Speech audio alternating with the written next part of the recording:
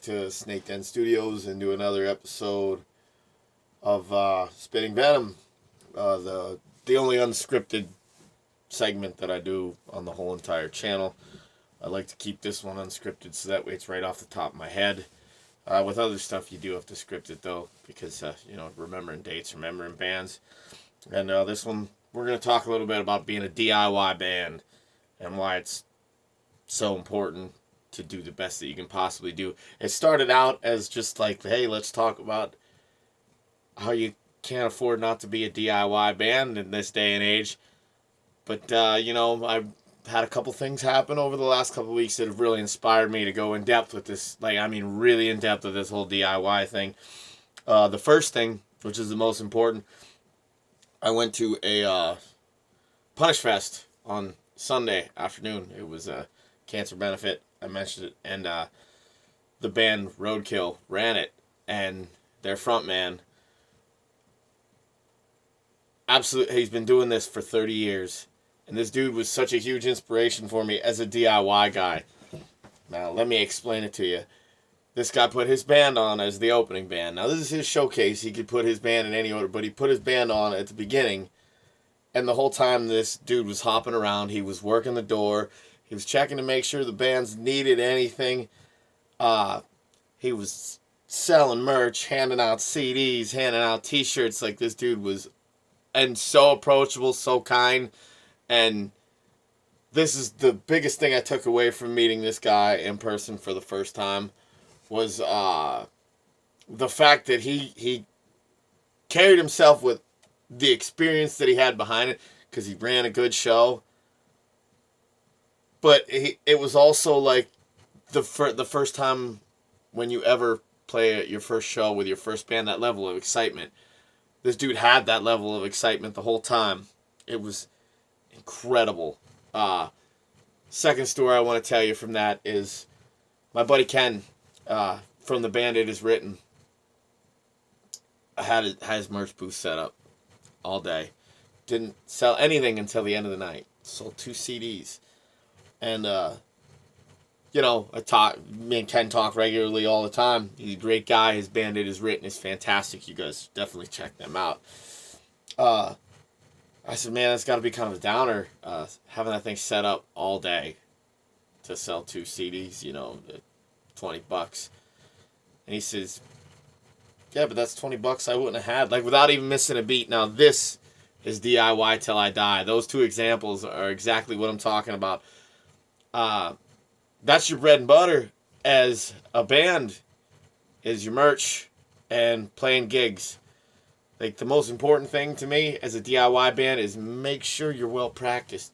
Make sure every time you hit that stage you have your stuff together, and learn every aspect of the business. I mean, from setting up your own sound to setting up your own, learn it all. You can't afford to not know it all at this day and age. Because even if you're trying to get on a label, if you're shopping for a label, they won't touch you unless you're already making money on your own. So learn the job. And then when you go to a big festival, if someone's not handling something properly, you're like, yo, I've done this 100 times. Like, what are you doing? And honestly, if someone doesn't know any better, you could actually be sharing knowledge with somebody else and helping them out on their way too. That's the big thing about being, and you're going to fuck up. In a DIY band, you're going to fuck up. You're going to make mistakes. It's going to be rough at times, but I've been DIY for a little over 10 years maybe. But I haven't always been the management guy in the band, in every band I've been in.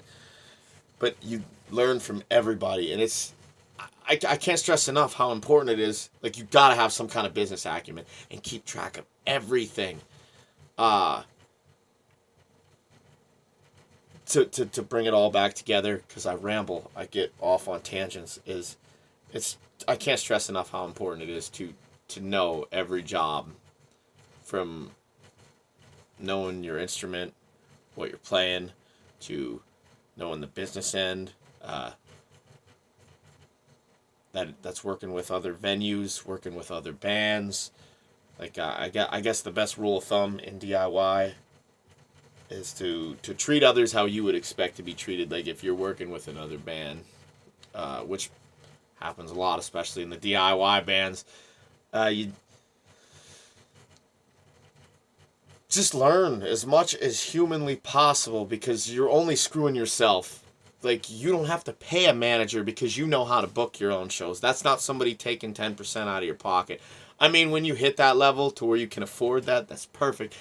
And you know, if you've been managing for long enough and taking care of it yourself, when you do hire a manager and they try to rip you off, you know it immediately because you know how to do the job. Sound is so important. It can make or break a band. Always be nice to your sound guy. That's rule number one. I've run into that so many times. Always be nice to your sound guy, because he can make you sound like shit and ruin your day if you're a dick. But know how to do it yourself, and present it. Like, if there's an issue with the sound, present it to your sound man in a respectful manner, and he'll make the adjustment to make you guys sound good, because you know the way you want to sound. And having a little bit of knowledge on the equipment that you're working with is a good way to get there, you know. Also, you know, treating everybody with respect. Nobody wants to work with an asshole. I've been fortunate enough where I've very rarely ran into this in the amount of time I've been playing in bands and booking bands. But it happens. And it happens to everybody. And you know what? When it happens, you don't want to work with that person anymore. So to treat everybody as you want to be treated, or you're just going to end up not working with anybody. And to round everything out, don't be a fucking complainy pants. Like, that's another thing I took away from Roadkill on Sunday, is shit's going to go wrong. Not everything's going to go your way. But being a fucker or bitching about it, pissing, moaning, crying, that literally doesn't help your situation at all. Cooler heads always prevail. And trust me, bad shit's gonna happen to you. You're gonna break a string in the middle of your solo. Your mic cord's gonna go dead when you're singing. Like, panicking, freaking out, and dwelling on it, that's just a small part of the entire show. You can literally pull back from anything like that. So, to all you DIY bands out there, treat everybody with respect, learn as much as you can, and just get out there and do it. And have enough respect for the other musicians, the other bands and the other musicians that you work with, to work hard and be tight as a band. Don't just go out there and muddy the waters with just some random crap. Like, practice, guys. Practice is so fucking important. Even if it's not a genre that I particularly like, I still have the respect for the band when you see them live and they're tight as a snare drum. You know, like, the starts, the stops, the pauses, everything's there. Like, not every guitar solo needs to be an Yngwie Malmsteen solo. Like, you literally can just play 3-chord songs. Just take the time to practice them and go out there and put your best foot forward. Give the audience a good presentation, and I guarantee you the returns will be endless. So, yeah, I'm probably going to be DIY till I die, not by choice, but because, you know, there ain't exactly a whole shitload of people throwing mountains of money at me. So, if you're like me and you figure you're going to be DIY till I die, learn the shit.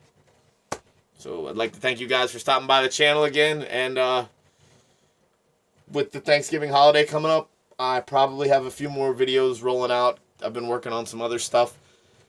But I'm not going to lie, I was a pretty big slacker the last couple of weeks. I went out and caught a few shows. I didn't really work on videos. And I've had this interview that I've done in post-production forever, and I'll get it out. I hope to do some editing on it tonight. So remember, do your best. Don't let people down. Learn what you can. And that's what we call spitting venom. It's Travis from Snakeden Entertainment and the Cursed Sons. I'll see you later. Desperate witness.